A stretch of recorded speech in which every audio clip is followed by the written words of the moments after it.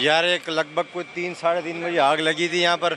और जो है फ़ोन आया कि भाई आग वाग लगी है, तो अल्लाह का शुक्र है यहाँ पर पहुँचे, लेकिन आग ज़्यादा लगी हुई थी यहाँ पर और काफ़ी नुकसान भी हुआ है। आग भी बुझाई है, गाड़ियाँ आई हैं 4-5 गाड़ियाँ, लेकिन वो आग बुझा नहीं पाई। अभी भी आग अंदर लगी हुई है, नुकसान काफ़ी नुकसान हुआ है। अब इसके नुकसान की कौन भरपाई करेगा यार, इतना नुकसान हुआ है। कैश पड़ा हुआ था और बाकी कितनों का जानी नुकसान हुआ है। और जानी नुकसान नहीं हुआ, माली नुकसान हुआ है। किसी के पैसे जले, किसी का जो माल था, बैटरियाँ वगैरह, डब्बे वगैरह सब जला यार उसमें। अब कौन इसका हकदार देगा यार हमारे। यार इकदाम तो बिल्कुल सही है, निकल ये कि फायर ब्रिगेड का पता नहीं निकल। गाड़ियाँ तो अल्लाह का शुक्र है, इनके बंदे वगैरह सही काम कर रहे थे, पहुँचे हुए थे, ये टाइम पे आ गए थे फायर ब्रिगेड वाले। अल्लाह का शुक्र अभी भी लगे हुए हैं ये लोग, बहुत कोऑपरेट किया फायर ब्रिगेड वालों ने। दुकानें 50 के करीब हैं, दुकान अंदर मोबाइल मार्केट के अंदर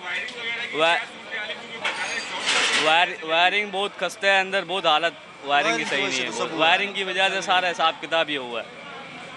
तो लिहाजा हुकूमत से अपील है कि इनकी मदद कीजिए ज़्यादा से ज़्यादा।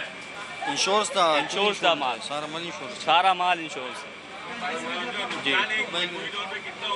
कम से कम भी ना एक दुकान का नुकसान हुआ 1 करोड़ रुपये।